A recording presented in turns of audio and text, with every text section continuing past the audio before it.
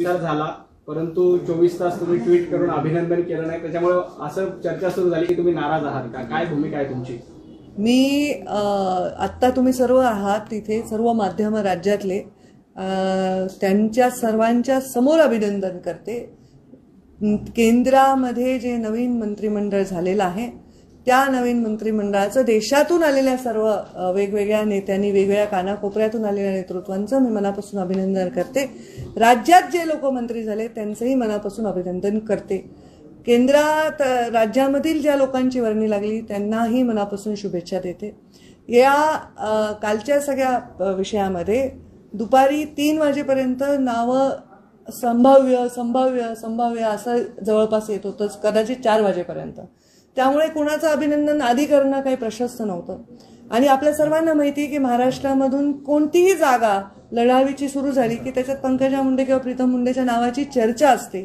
ती चर्चा कधी आम्ही परिवार म्हणून घडवून आणत नाही किंवा त्या संभाव्य उमेदवार म्हणून घडवून आणत नाही, ती होत असते. आणि अशावेळी प्रीतमताईंच्याही नावाची चर्चा असल्यामुळे अशी एक चुकीची बातमी गेली की प्रीतमताई दिल्लीत दाखल. आणि काही कार्यकर्त्यांनी, मी दाखवते माझ्या मोबाईलमध्ये, तिकिटाचे स्क्रीनशॉट मला पाठवले की ताई आम्ही तिकीट काढलं दिल्लीचं. आणि मला हजारो मेसेजेस येत होते. त्यामुळे त्यांना कन्फ्युजन होऊ नये म्हणून मी सांगितलं की आम्ही मुंबईतच आहोत. त्याच्यावरनं असा कयास काढला गेला की मी नाराज आहे. तर नाराज असण्याचं काही कारण नाही. सगळ्यांना मुंडे साहेबांचा वारसा आम्हाला आहे आणि मुंडे साहेबांचे संस्कार आहेत. जर प्रत्येक कोणाला संधी मिळाली तर त्याच्याविषयी मोठ्या मनाने आम्हाला आनंद वाटणं हे आमचं कर्तव्य आहे आणि आम्हाला त्याच्याविषयी आनंद आहे.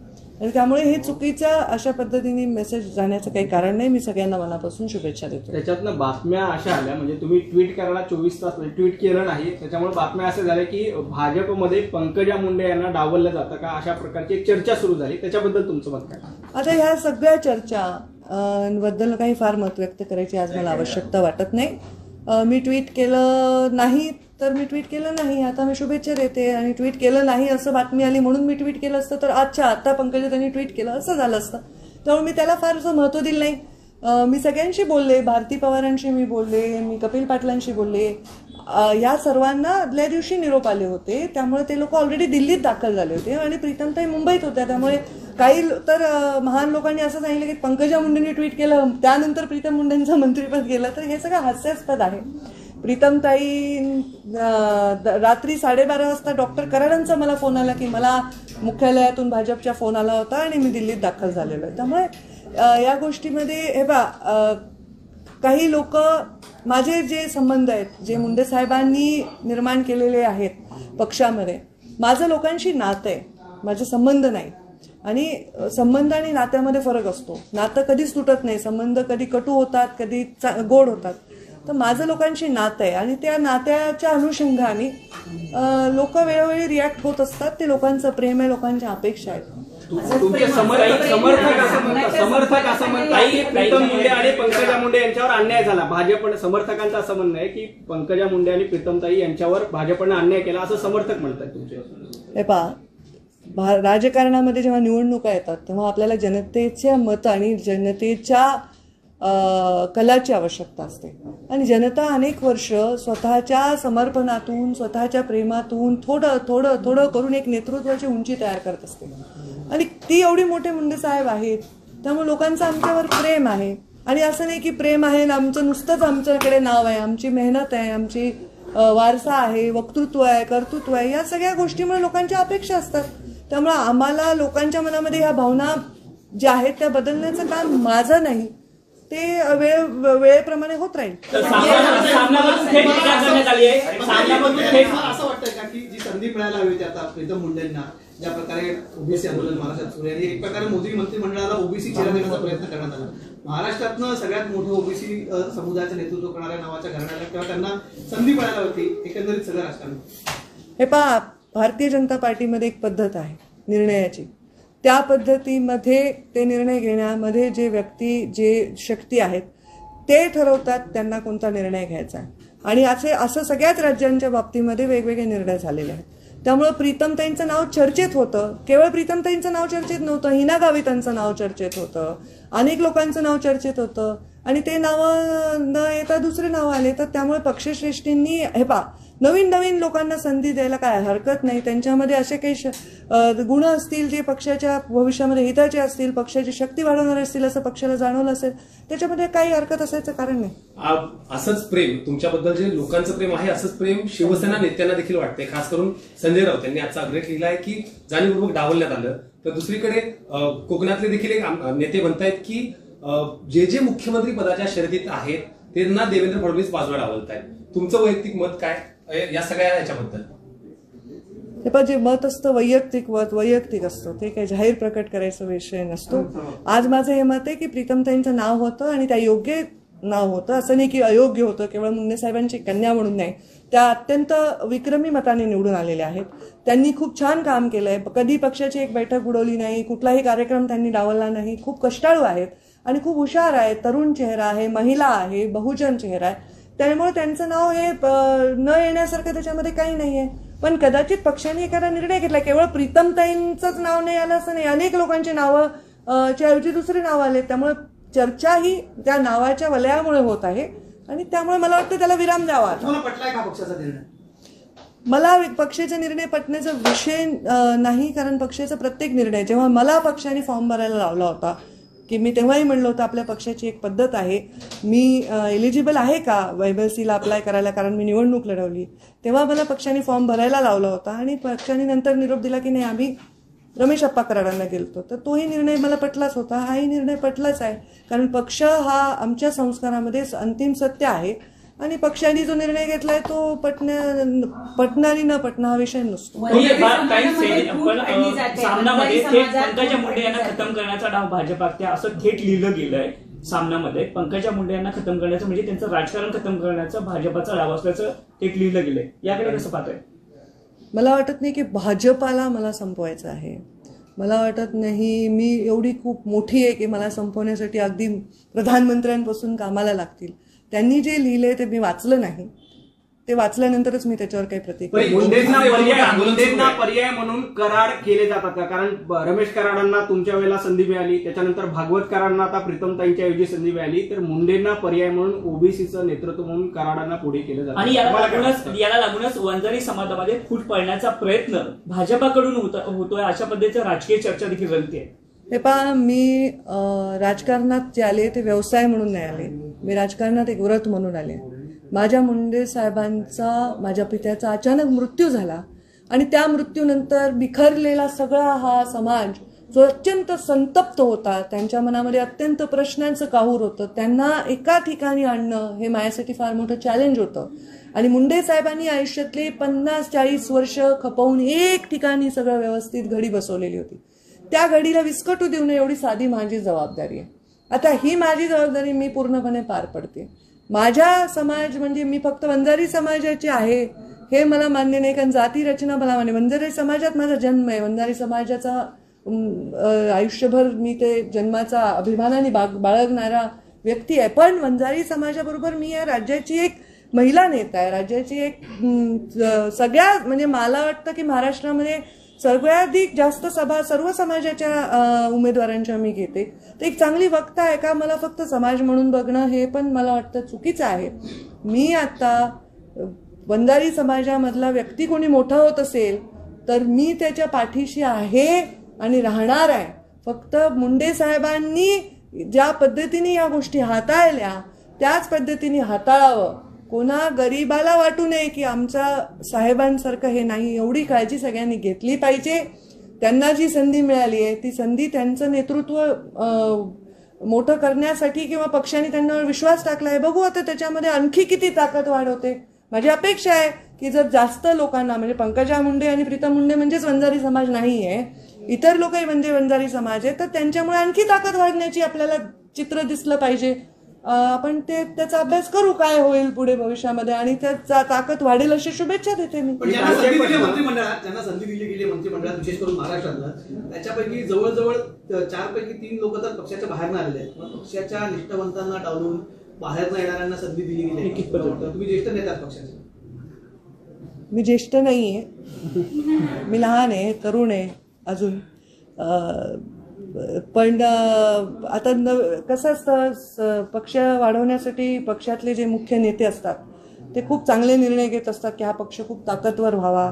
म्हणून मला वाटतं की इव्हन आता ज्या विधान परिषदा दिल्या त्याच्यामध्ये पण काही नवीन लोकांना संधी दिली, नवीन नेतृत्वांना संधी दिली. म्हणजे जेव्हा आम्ही महायुती केली तेव्हा राजू शेट्टी, महादेव जानकर हे सगळे जण आमच्याबरोबर जोडले गेले होते.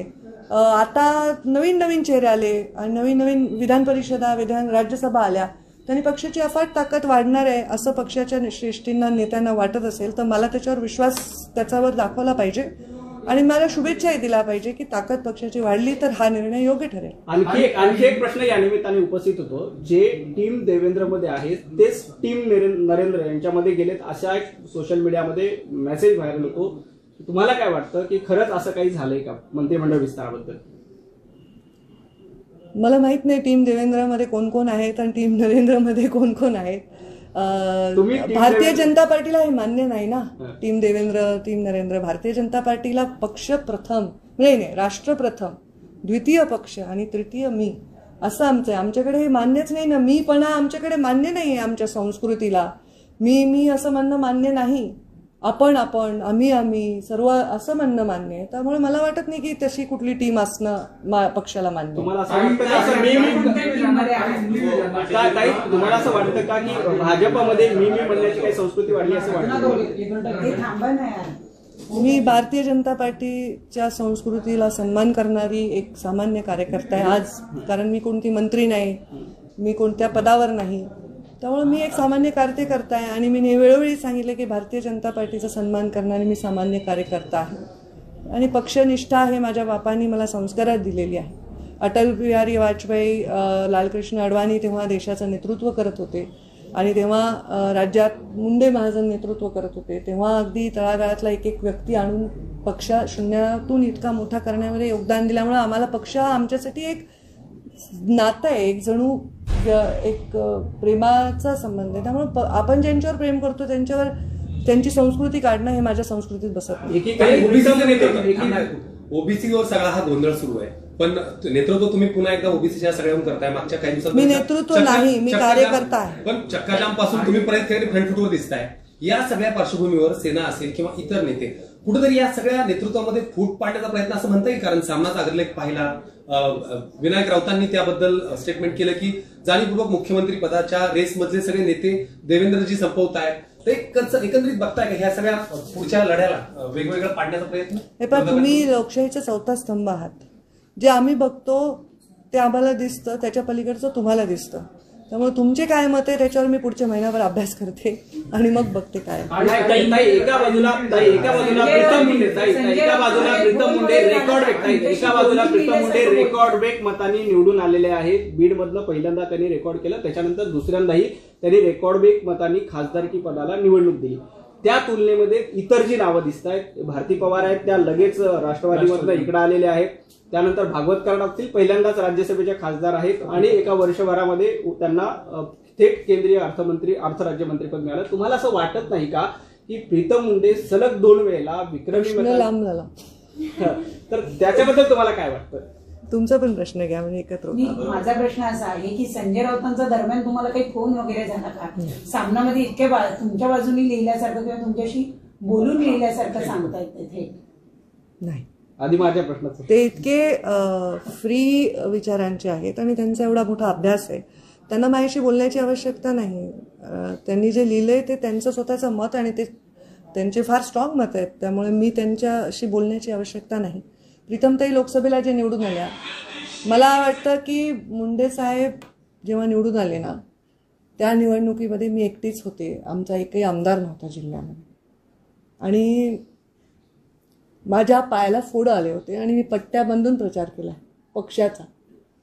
आणि प्रीतमताई निवडणुकीला जे उभ्या राहिल्या त्या बापाच्या मृत्यूनंतर राहिल्या, त्यामुळे रेकॉर्ड ब्रेक करणारच होत्या त्या.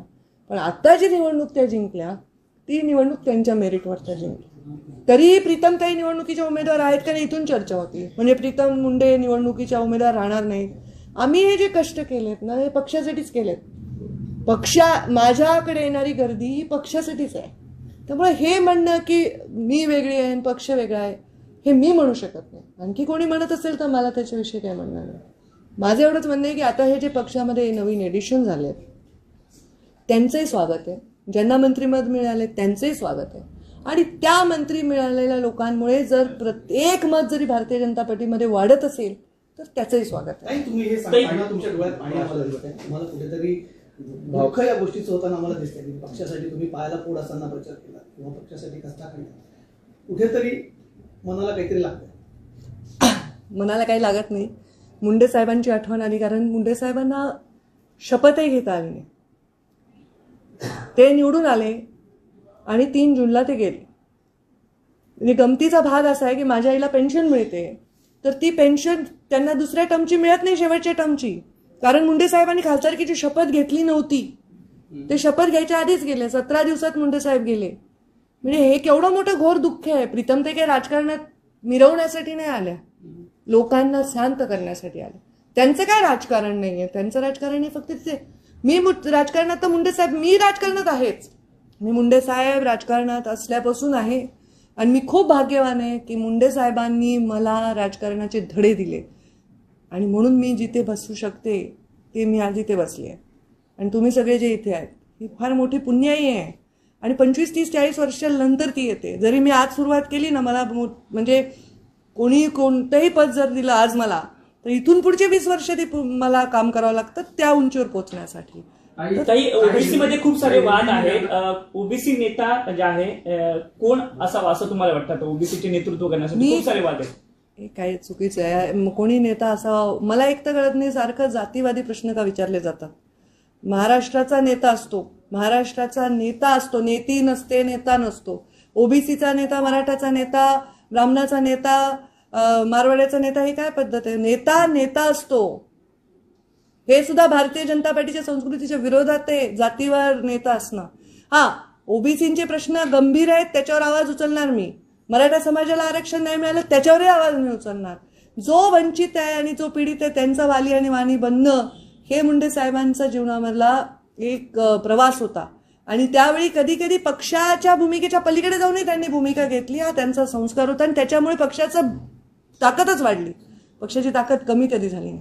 ज्या ओबीसी आरक्षणासाठी गोपीनाथ मुंडेंनी संघर्ष केला, जिस तरीके से प्रीतम ताई का नाम चल रहा था उस दिन तक, आखिरी समय तक कि वो मंत्री बनने जा रही हैं, लेकिन फाइनल जो नाम सामने आया उसमें प्रीतम ताई नहीं थी. आपने खुद ट्वीट करके इसकी जानकारी दी. कैसे देखते हैं, क्या प्रीतम ताई जो 2 बार वहां से निर्वाचित होकर आई हैं, उनको क्या साइडलाइन करने की कोशिश की गई क्या पक्ष के जरिए? मैं ये जाहिर रूप से कहना चाहती हूँ, यहाँ मराठी माध्यम और हिंदी माध्यम है, प्रीतम मुंडे या पंकजा मुंडे ने कभी भी कोई भी मंत्री पद की मांग की नहीं. कोई भी नेता से हम मिले नहीं. ये बातें गलत है कि हम कोई अपेक्षित प्रवास कर रहे थे उस पद की तरफ जाने के लिए.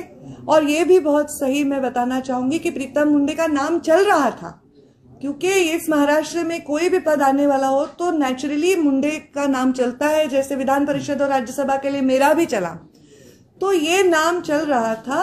और जब ये नाम चल रहा था और कुछ नाम अचानक सामने आए, वैसे हिना गावित जी का भी नाम चल रहा था. उनके भी पिता मंत्री रहे हैं, वो भी भारतीय जनता पार्टी में इतने सालों पहले आए हैं, उनका भी नाम चल रहा था.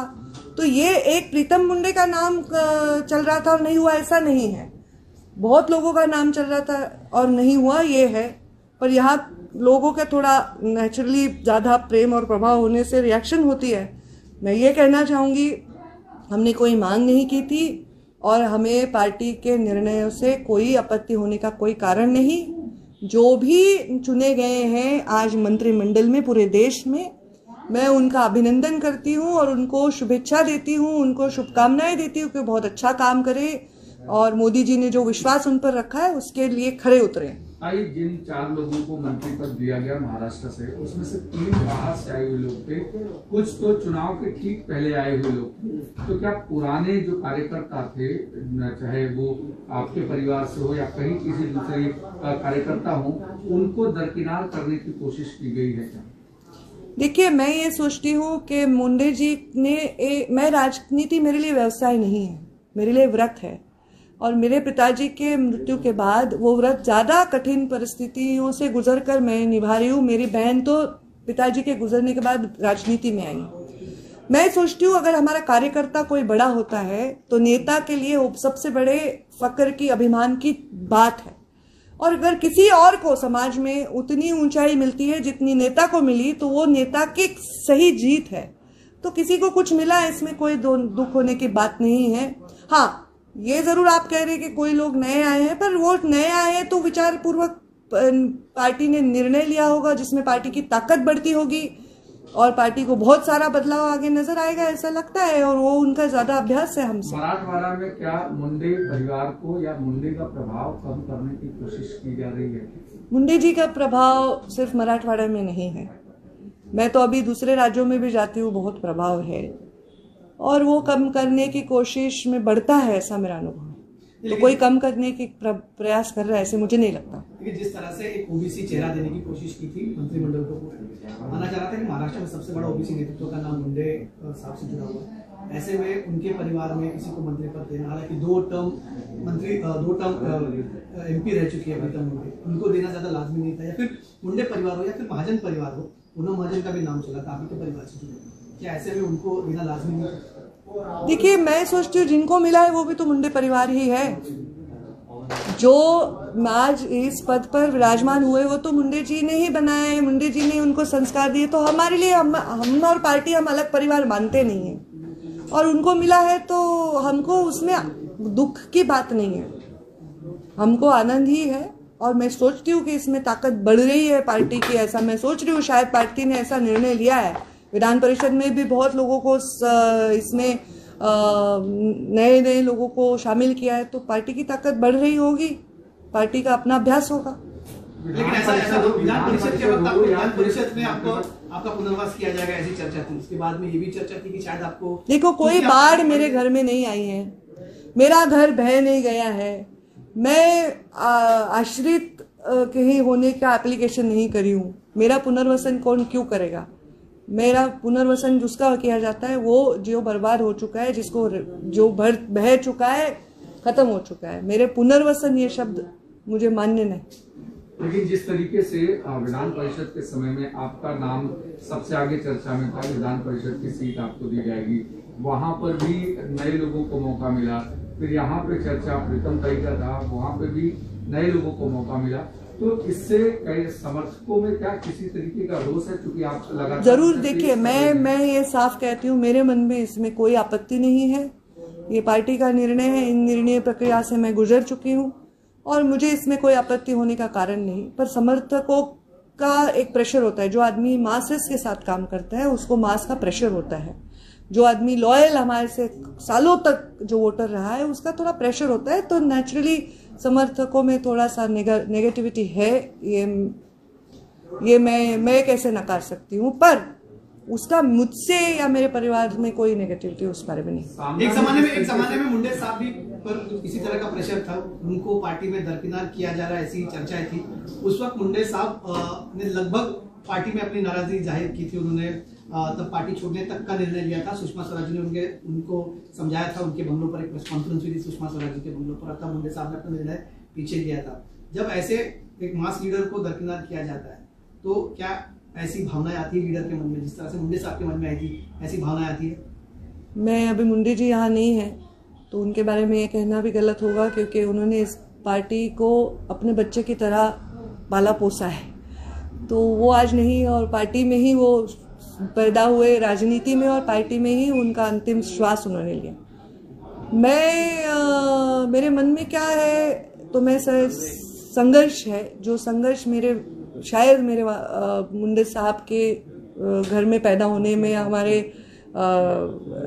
प्रॉपर्टी में जैसे किसी को कुछ जायदाद मिल जाती है वैसे मुझे मिल जाता है, उसके बारे में मुझे आपत्ति नहीं है। मुझे बिल्कुल लगता नहीं है कि ऐसा कुछ निर्णय करने की आवश्यकता है। मैंने हर बार ये कहा कि हर समय बदलता रहता है। अगर नए लोगों को वो कुछ न कुछ नया रोल दे रहे हैं तो पार्टी को उससे फायदा या नुकसान जो भी है वो उसका भी इवैल्यूएशन करेंगे। मुंडे साहेबांनी ओबीसीच्या प्रश्नावर संघर्ष केला आयुष्यभर. तुम्ही सुद्धा ओबीसीच्या प्रश्नावर रस्त्यावर उतरला आहात. आता तुमची पुढची भूमिका कशी असेल? माझं मराठी समजत असेल तुम्ही तुमची भूमिका काय तुमची भूमिका काय असेल? ओबीसीच्या संघर्षासंदर्भात तुमची पुढची भूमिका काय असेल? मैं दोनों बात करूं. ओबीसी के विषय में मैंने ये कहा था कि ओबीसी के राजकीय आरक्षण को फिर से पुनर्स्थापित किए बिना चुनाव नहीं होने चाहिए, ये बात पर मैं कायम हूँ. अभी जो बाई इलेक्शंस हो रहे हैं उसमें सर्वोच्च न्यायालय में सरकार ने खुद याचिका की थी, हम भी उसके बारे में प्रतीक्षा में थे. उसमें ऐसा निर्णय हुआ है कि ये चुनाव ऐसे ही. मैं सरकार से ये दरख्वास्त करूंगी, विनती करूंगी कि कृपया करके जो मुख्य चुनाव है उसके पहले ये एम्पिरिकल डाटा का विषय कंप्लीट करे. और अभी जो मंत्री बने हैं महाराष्ट्र से, उनसे भी मेरी अपेक्षा है कि जो भी जरूरत केंद्र के माध्यम से मदद की आवश्यकता है वो करनी चाहिए, क्योंकि महाराष्ट्र का ओबीसी अभी नए मंत्रियों की तरफ बड़ी आशा से देख रहा है और ये चुनाव उसके बजाय नहीं होने चाहिए. इस पे मैं कायम हूं. मराठी ओबीसीचा आरक्षणाचा विषयावर मी वेळोवेळी हे सांगितलंय.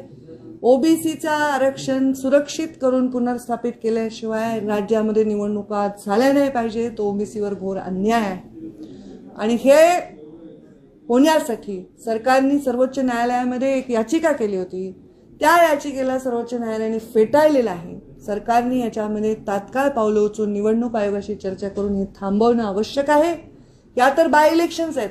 मुख्य ज्या निवडणुका आहेत त्याच्या आधी तरी सरकारचा एम्पिरिकल डेटा आणि त्यांचा अभ्यास पूर्ण होणं हे 100% अपेक्षित आहे. पंकजा मुंडेंचा लढा अधिक तीव्र होईल यासाठी पंकजा, तुम्हाला वाटतं का ओबीसीच्या प्रश्नावर राज्य सरकारची ढिलाई झाली का केंद्र सरकारची? काय वाटतं तुम्हाला?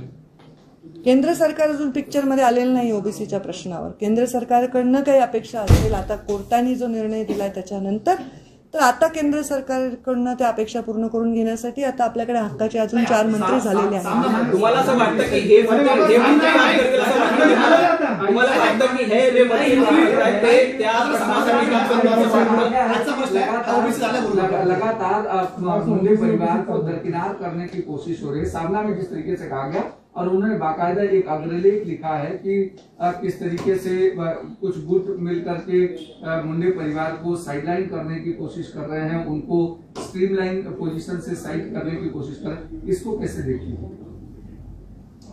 मैंने वो अग्रलेख पढ़ा नहीं है तो मैं उस बारे में कोई टिप्पणी नहीं करना चाहती. और मैं ये सोचती हूँ कि समर्थकों में जो भी भावना है वो भावना समर्थकों में है क्योंकि उनका प्यार है. और आज उसको जाके मुझे वापस लोगों से चर्चा करनी पड़ेगी. पर हमें दे ये हमारी मांग थी ही नहीं. और यही मैं जब प्रीतम मुंडे दिल्ली में दाखिल हुए ऐसी गलत न्यूज़ जब मैंने देखी तो मैंने ये स्पष्ट किया है कि हम मुंबई में ही बैठे हैं, हम कहीं दाखिल नहीं हुए हैं.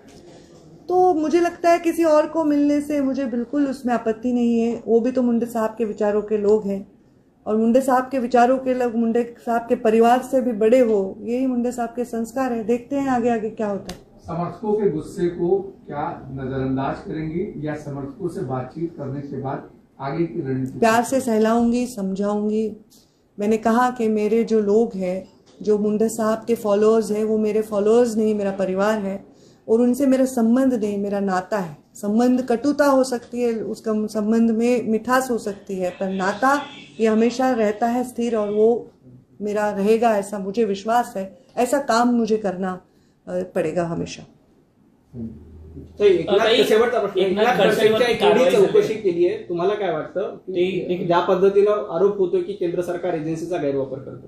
हे पहा, मला असं वाटतं की ईडी, सीबीआय, सीआयडी या फार मोठ्या इन्व्हेस्टिगेशन एजन्सीज आहेत. त्यांच्या इन्व्हेस्टिगेशन एजन्सीमध्ये जेवढा कमी आपण टिप्पणी करू तेवढा योग्य न्याय होईल. त्याच्यामध्ये चूक असेल तर त्यांचा न्याय होईल, बरोबर असेल तर तसा न्याय होईल. त्याला आपण कुठे डिस्टर्ब करू नये. खडसे साहेबांच्या या ईडीच्या चौकशीमध्ये त्यांना कुठेतरी मीडियातून आपण त्याच्यामध्ये काही भाष्य करणं वगैरे अयोग्य आहे असं मला वाटतं, कारण त्याची एक्सपर्ट मी नाही. थँक्यू. झालं का तुमचं समाधान? का आणखी काही राहिलंय? झालंच आहे. त्यांचं वाक्य understood. समाधान होईल असं हा समाधान हे नाही काही नाही. मी नेहमी लाईव्हवरच असते. म्हणजे तुम्ही कॅमेरा ऑफ केला तरी मी लाईव्हवर आहे. समाधान जे होईल तो नेता कसला, त्यांनी सतत संघर्ष करणाराच माणूस नेता असतो. सामान्य माणसाचा हा सामान्य माणूस इतिहासच काय संघर्ष केलाच पाहिजे. तुमचं काही प्लॅन आहे ओबीसीच्या संदर्भात, नवीन काही प्लॅनिंग चाललंय? काही नाही. आता आमचं निवडणुका आरक्षण हे प्लॅनिंग आहे आणि त्याच्या पलीकडे काही आम्हाला सुप्रीम कोर्टाने वाटतं याला सांगितलं निवडणूक आयोगाला की तुम्ही तुमच्या पातळीवरती निर्णय घ्या म्हणून. कदाचित आज निर्णय होण्याची शक्यता आहे. त्या ऑर्डरमध्ये कसं आहे की राज्य सरकारला सांगितलंय ना. राज्य सरकारला नाही, निवडणूक आयोगाला सांगितलं. हा मग निवडणूक आयोगाने निवडणुका पुढे ढकलावी. राज्य सरकार परत एकदा निवेदन देऊ शकतं. आम्ही पण निवडणूक आयोगाला निवेदन देऊ शकतो.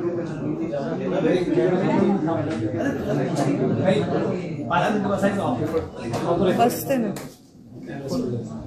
तुम्हाला नाही म्हणून कसं जमेल. मी एक मिनिट नाही तुमचं चालू द्या. मी काहीतरी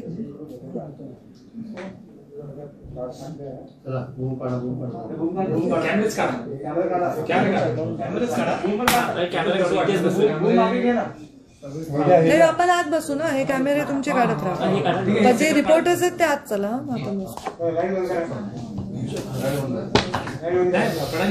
त्यांना सेटअप काढून त्यांचा एक व्हिडिओ व्हायरल कोणता